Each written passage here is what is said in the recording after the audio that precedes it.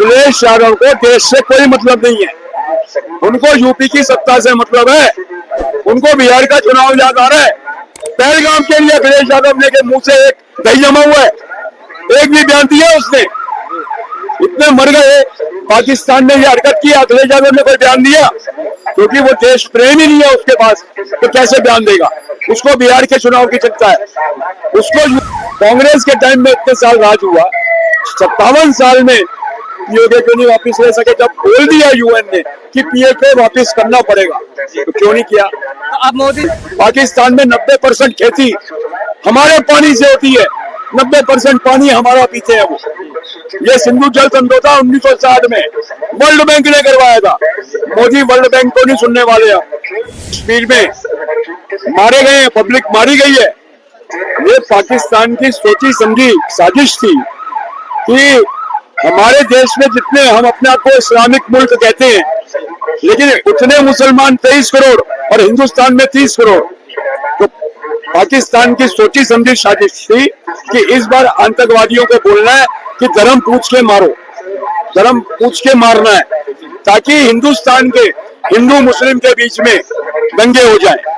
ये उसकी सोची समझी साजिश थी। लेकिन वो ये नहीं समझता कि अरे तू भी तो हमारे में से निकला है।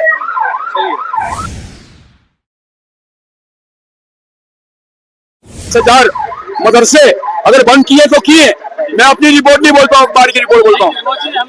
हाँ, तो अभी ये जो सिचुएशन चल रही है, ये बताते गद्दारों को नहीं हो रही हल कि भाई मोदी जी कब अटैक करेंगे, वो बताते करेंगे। चिनाब का पानी बंद हुआ, कल झेलम का होगा, रावी का होगा, सतलुज का होगा, ब्यास का होगा, सारी नदियों का पानी। पाकिस्तान में 90% खेती हमारे पानी से होती है, 90% पानी हमारा पीते हैं वो। ये सिंधु जल समझौता 1960 में वर्ल्ड बैंक ने करवाया था। मोदी वर्ल्ड बैंक को नहीं सुनने वाले। अगर खून जो भावना 142 करोड़ लोगों की है, वो भावनाओं को ये सरकार बहुत अच्छी तरह समझती है। भावनाओं को बहुत अच्छी तरह समझती है, लेकिन उनको क्या कहेंगे? अखिलेश यादव जी का बयान है, नेहा को दिखा करके बोला है उन्होंने कि इस बार जो है अभी बिहार में चुनाव आ रहा है, इसीलिए वोट बैंक के लिए सारा चीज जो है बीजेपी ने खुद करवाया है। देखिए, जो हाशिए पे चले गए, जिनको कोई यूपी में पूछता नहीं है, 9 साल चलाई सरकार, आज उनको कोई पूछता भी नहीं है, तो वो अपनी भड़ास तो निकालेंगे। अखिलेश यादव को देश से कोई मतलब नहीं है, उनको यूपी की सत्ता से मतलब है। उनको बिहार का चुनाव याद आ रहा है। पहलगाम के लिए अखिलेश यादव ने के मुंह से एक दही जमा हुआ है, एक भी बयान दिया उसने? इतने मर गए, पाकिस्तान ने ये हरकत की, अखिलेश यादव ने कोई बयान दिया? क्योंकि वो देश प्रेम ही नहीं है उसके पास, तो कैसे बयान देगा? उसको बिहार के चुनाव की चिंता है, उसको यूपी की सत्ता की चिंता है, देश से कोई मतलब नहीं है, इसलिए वो ऐसे बयान दे रहा है, इसलिए वो ऐसे बयान दे रहा है। अच्छा, आप जैसा अगर बात करें, वहाँ पे जो 27 लोग मारे गए, बोला गया है कि धर्म को लेकर के मारा गया, धर्म पूछ करके गोलियां मारी गई है। आप क्या सोचते हैं इन सब चीजों को लेकर के? क्योंकि धर्म को देख करके क्या मारना ये अच्छी चीज है? और क्या आतंकवादियों का धर्म होता है? आप बात समझिए, इससे पहले भी कश्मीर में मारे गए, पब्लिक मारी गई है। ये पाकिस्तान की सोची समझी साजिश थी कि हमारे देश में जितने हम अपने आप को इस्लामिक मुल्क कहते हैं, लेकिन उतने मुसलमान 23 करोड़ और हिंदुस्तान में 30 करोड़। तो पाकिस्तान की सोची समझी साजिश थी कि इस बार आतंकवादियों को बोलना है कि धर्म पूछ के मारो, धर्म पूछ के मारना है, ताकि हिंदुस्तान के हिंदू मुस्लिम के बीच में दंगे हो जाए।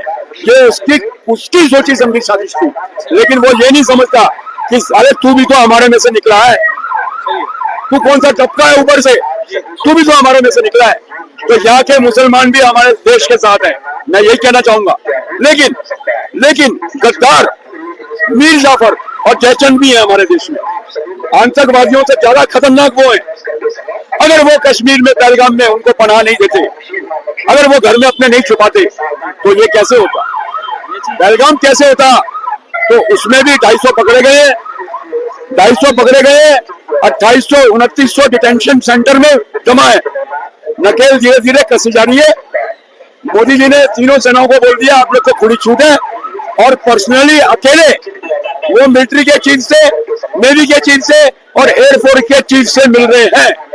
तो आप देखिए, आने वाले वक्त में आपको पता लगेगा कि वो क्या करने वाले हैं। गद्दारों को बता के नहीं करेंगे। गद्दारों को बता के नहीं करेंगे, बहुत बढ़िया बात है सर। लेकिन एक सवाल का मैं और जवाब मांगना चाहूंगा, अभी फ्री हैंड जो है तीनों सैनिकों को दे दिया गया है, लेकिन आपको क्या लगता है कि फ्री हैंड देने के बाद में सर पहले भी फ्री हैंड दिया गया था, लेकिन फिर भी जो है पहला आतंकी हमला हुआ, इसके बाद भी अब आतंकी हमला हुआ है? देखिए, मुझे जहाँ तक लग रहा था, मेरा पर्सनल ओपिनियन पूछे, मोदी जी का एक ही एजेंडा है, 6 नदियों का पानी रोकना। तो तीनों सेनाओं को फ्री हैंड यही दिया गया है। पाकिस्तान लगातार 8 दिन से रात को फायरिंग कर रहा है हमारे कश्मीर के बॉर्डर पे, उसका मुंह तोड़ जवाब दिया जा रहा है। मुझे जो सिचुएशन ये लग रही है कि मोदी जी का पहला एजेंडा है पानी बंद करना, उसमें पाकिस्तान क्या रिएक्शन देता है, उसके लिए अपनी सेना को वो मीटिंग करके पुख्ता कर रहे हैं कि पाकिस्तान को मुंह तोड़ जवाब देना है। इस बार पानी खत्म होएगा, वो बिल बिलाएगा, बिल बिलाने की वजह से डिप्रेशन में आगे गलत हरकत नहीं करेगा, तो उस गलत हरकत का क्या मुंह तोड़ जवाब देना है, उसकी तैयारी मोदी जी पहले ही अपनी सेना को आजादी देके कर चुके हैं। जी बहुत बढ़िया सर। अभी यासीन मुनीर को कहा जा रहा है कि मास्टरमाइंड है, वहाँ के जो आर्मी चीफ है यासीन मुनीर को बोला जा रहा है कि इन्होंने ये सारा दंगा करवाया है। तो आपको क्या लगता है कि यहाँ के आवाम जो ये कहती है कि जो है उनका सर लाके यहाँ पे रख देना चाहिए, तो आपको क्या लगता है? असीम मुनीर पहले वो ISI का चीफ था। ISI वो जिसने हमारे इधर पंजाब में आतंकवाद फैलाया, जम्मू कश्मीर में फैलाया, हमारे देश में कांग्रेस के राज में बम विस्फोट करवाए, ये वो ISI का चीफ था असीम मुनीर। और इनके मन में जहर भला हुआ है। पाकिस्तान में अभी 1 महीना पहले बलूचिस्तान ने, उनके ही शहर है, उनका ही एरिया है, वहां पे पाकिस्तान ट्रेन को हाईजैक किया गया था, जिसमें पाकिस्तान के 100 से ज्यादा सैनिक उड़ा दिए। तो पाकिस्तान में उनके मीम्स बन रहे थे मिलिट्री के, वहां मिलिट्री का मजाक उड़ाया जा रहा था कि ये तुम काय की सेना बने फिरते हो। तो उस चीज से ध्यान भटकाने के लिए ये पहलगाम किया गया है, ध्यान रखिएगा। क्योंकि वहां की जनता, वहां का मीडिया के, वहां की मिलिट्री के हाथ धो के पीछे पड़ गया था कि अपने देश में 100 सैनिक बर्बाद किए तुमने।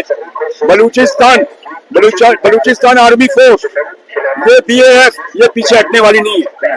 जैसे बांग्लादेश बना है वैसे बलूचिस्तान भी, और वजीरिस्तान, एक और नाम बोल रहा हूँ, वजीरिस्तान और बलूचिस्तान, ये 2 पाकिस्तान में एरिया ऐसे हैं, ये भी अलग होंगे। ये जनरल आसिम मुनीर समझता है कि ये जो बहकावे वाली बात बोलेगा उससे इंडिया वाले बहक जाएंगे। अरे तेरे देश में तेरे ही सैनिक मर रहे हैं और बलूचिस्तान आर्मी मार रही है। आए दिन कराची, आए दिन लाहौर, आए दिन इस्लामाबाद, आए दिन रावलपिंडी विस्फोट हो रहे हैं।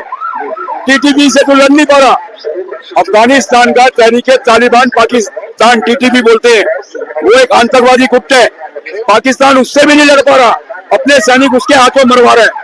तो वो चीज से दुनिया का ध्यान हटाने के लिए उसने ये पहलगाम मजहब के नाम पे किया है। लेकिन वो ये भूल गया कि यहाँ पे गंगा यमुनी तहजीब बहती है। अगर हमारे देश में है तो हिंदू मुसलमान कोई दंगा नहीं होगा, और अभी तक हुआ भी नहीं है। पहलगाम कांड के बाद कोई दंगा नहीं हुआ है। हिंदुओं का खून तो खोला हुआ है, लेकिन वो फिर भी सब्र करके बैठे।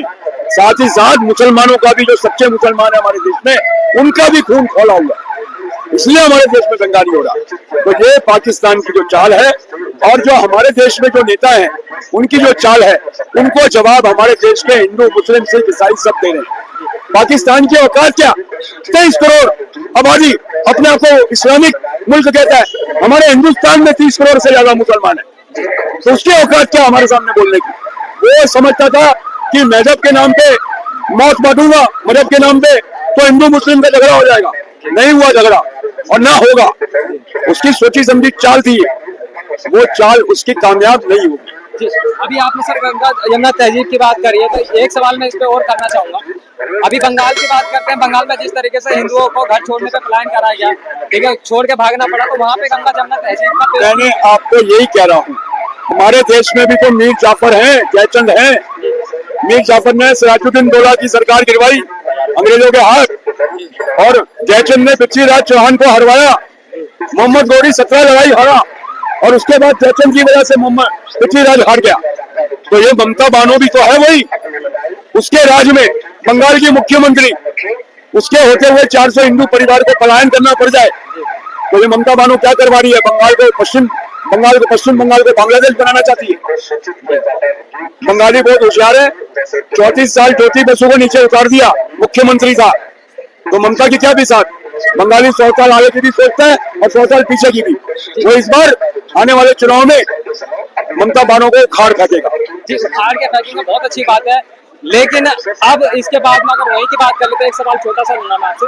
अब एक चीज बताइए, चलिए उखाड़ के फेंक देंगे ये अच्छी बात है, लेकिन आप एक चीज बताइए, जिस तरीके से बांग्लादेशियों को वहाँ पे बसा के रख रखा है, वोट बैंक की राजनीति तो आधी उनसे ही हो रही है। मैं वही तो कह रहा हूँ, मैं उसी बात पे तो आ रहा हूँ कि उनके वोटर कार्ड, आधार कार्ड सब, ममता जी देश सोशल मीडिया है, प्रिंट मीडिया नहीं है, ये डिजिटल मीडिया है, टीवी का मीडिया है, सोशल मीडिया है। आप वहाँ बंगाल में बैठ के क्या कर रहे हो, कश्मीर में बैठ के लोगों को पता लगता है, केरल में बैठ के लोगों को पता लगता है, दिल्ली में बैठ के लोगों को पता लगता है। अब ये प्रिंट मीडिया का जमाना नहीं है। आज से 30 साल पहले कोई घटना हो जाती थी तो अखबार में भी 2 दिन बाद आती थी। आज तो कोई भी देश में घटना होगी 10 मिनट में, 5 मिनट में पूरे देश में फैल जाती है। ये डिजिटल मीडिया की क्रांति है। तो ममता बनर्जी बूढ़े भटकावे में मत आए, और बंगाल की जनता बहुत समझदार है, वो बहुत अच्छे तरीके से जवाब देगी, बहुत अच्छे तरीके से। बहुत बढ़िया सर, कहीं ना कहीं जो है बंगाल को लेकर के और कश्मीर मुद्दे को लेकर के इन्होंने जो अपनी राय रखी है, आप इससे कितना सहमत है हमें कमेंट करके जरूर बताइएगा, और ये वीडियो ज्यादा से ज्यादा लोगों को शेयर करिएगा ताकि जो है ज्यादा से ज्यादा लोग इसके बारे में जागरूक हो।